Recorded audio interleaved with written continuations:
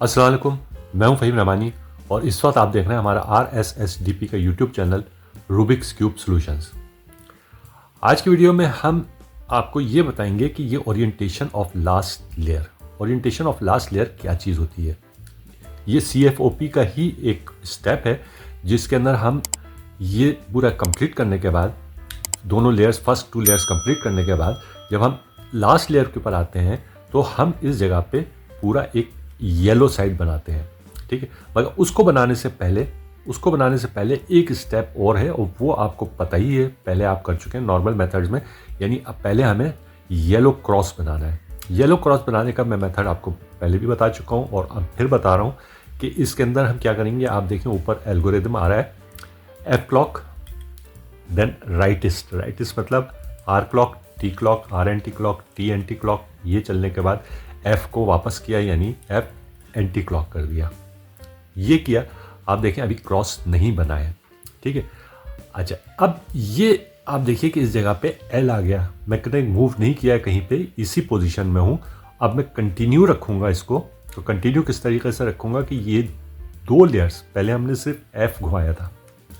ठीक है, अब मैं क्या कर रहा हूँ, फ्रंट एंड मिडिल लेयर दोनों लेयर्स को एक साथ घुमा रहा हूँ। पहले मैंने ये क्लॉकवाइज किया, चीज़ वही की, सिर्फ एक लेयर को घुमाया था। अब मैं 2 को एक साथ घुमा रहा हूँ।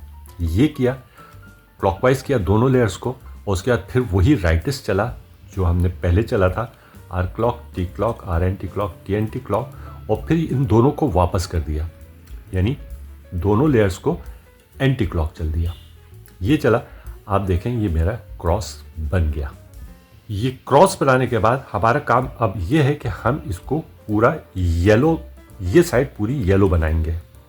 यानी इस तरह से पूरा एक साइड हम येलो बना लेंगे और अभी हम इन चीज़ों का ख्याल नहीं करेंगे कि इन साइडों में, लास्ट लेयर की इन साइडों में क्या हो रहा है। ठीक है, ये येलो साइड हम बनाएंगे। ठीक है, अब वो किस तरीके से बनाएंगे वो मैं अब आपसे डिस्कस करता हूँ, मगर इसके अंदर हमारे पास 4 डिफरेंट केसेस आएंगे और चारों की मैं वीडियोस अलग अलग बताऊंगा आपको।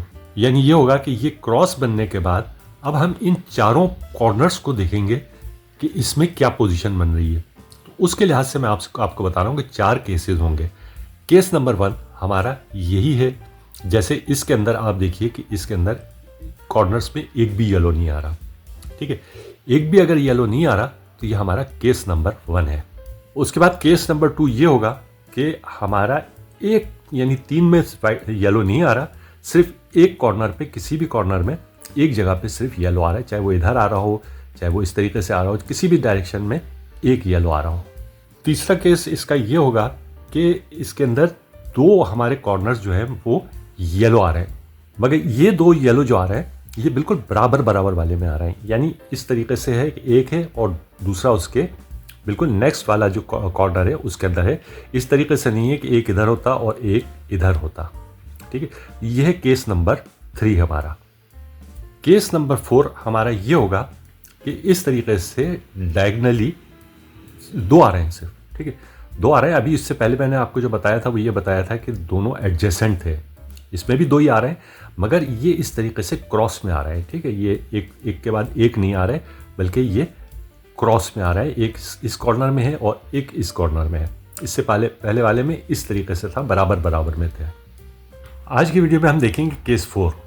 केस 4 का सिर्फ एक ही ऑप्शन आता है। ठीक है, इसका मतलब केस 4 का A और B नहीं है, सिर्फ एक ही है। तो वो हम देखते हैं कि किस तरीके से होता है। और वो मैंने आपको बताया था कि ऐसा होता है कि 2 होते हैं, इसमें भी 2 ही होते हैं, मगर इस तरीके से क्रॉस में होते हैं। ऐसा नहीं होता कि एक बराबर में हो, यानी एडजेसेंट साइड टू साइड नहीं होते, बल्कि क्रॉस में होते हैं। अगर ये क्रॉस में आ जाए, ठीक है, ये आप देखिए ये क्रॉस में है, इस साइड से भी क्रॉस में है। अब मैं इस साइड पे देखूंगा, तो मुझे येलो कोई भी नहीं नज़र आ रहा। ओके, मैं इसको दूसरी साइड पे इस तरीके से रखूंगा, यानी हमारा क्रॉस ये इस तरीके से बनना चाहिए। ओके, लेफ्ट से ऊपर से अगर हम आ रहे हैं, लेफ्ट टू राइट, इस तरीके से हमारा ये क्रॉस बनना चाहिए। मगर हम यहाँ देखेंगे तो येलो नहीं है। मैं दूसरी साइड पे देखूंगा तो आप देखें फिर ये इसी तरीके से बन रहा है, ऊपर से लेफ्ट टू राइट की तरफ जा रहा है येलो। ठीक है, अब यहाँ पे मुझे एक दिख गया, यहाँ पे येलो मेरे आ रहा है लेफ्ट साइड पे। ओके, अब हम ये वाला एल्गोरिदम लगाएंगे जो ऊपर आ रहा है। ओके, इसके बाद आप देखिए सबसे पहला तो है एक्स आपको पता ही है कि कोई पूरे क्यूब को हम इस डायरेक्शन में घुमाते हैं, जो भी हमारी होल्ड होती है हम उसको इस डायरेक्शन में घुमाते हैं नीचे से ऊपर की तरफ। ओके, ये कर लेंगे। ये करने के बाद अब हम ये एल्गोरिदम लगाएंगे। अब आप देखिए कि ये एल्गोरिदम लिखे हुए में क्या है, एक्स हमने कर लिया, यानी ये यूँ पकड़ा, ये मैंने देखा कि क्रॉस इस तरीके से होना चाहिए, क्रॉस इस तरीके से होना चाहिए और येलो मुझे नज़र आना चाहिए, एक येलो नज़र आना चाहिए सामने। ओके, ये हो गया। ये करने के बाद फिर मैंने इसको एक्स किया, यानी इस येलो साइड को मैंने पीछे कर दिया। आप देखें पहले ब्रैकेट में है आर एंटी क्लॉक, फिर टी क्लॉक, फिर आर क्लॉक, फिर बी मतलब बॉटम, आपको पता ही, बी एंटी क्लॉक। ठीक है, और उसके बाद फिर दूसरे ब्रैकेट में जो आ रहा है यही चीज़ें आ रही हैं, आर टी आर बी, मगर उनका क्लॉक एंड एंटी क्लॉक ज़रा सा मुख्तलिफ है। यानी पहले दोनों आर एंड टी जो हैं वो एंटी क्लॉक हैं और उसके बाद फिर आर एंड बी जो हैं वो क्लॉकवाइज हैं। अब हम चलते हैं और चलने में मैं आपको समझाता हूँ कि मैं किस तरीके से हम इसको याद रखेंगे। ठीक है, मैंने इसको यहाँ से इस जगह से पकड़ लिया। ठीक है, आर एंटी क्लॉक किया सबसे पहला, फिर टी क्लॉक, आर क्लॉक, और इसी हैंड से जिससे मैंने टी किया था, इसी हैंड से मैं अब बी चल रहा हूँ। बी को मैंने ये एंटी क्लॉक चल दिया। ठीक, ये करने के बाद अब मैं फिर आर एंटी क्लॉक, उसके बाद फिर टी एंटी क्लॉक,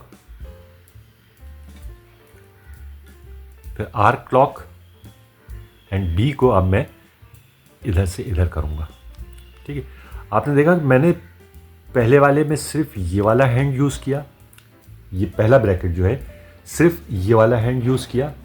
ओके, ये जो आर को मैं चल रहा था और बी को मैंने चला। ठीक है, ये वाला हैंड यूज़ किया, और जब मैं दूसरे ब्रैकेट में गया और तो आर और बी के लिए मैंने ये हैंड यूज़ किया।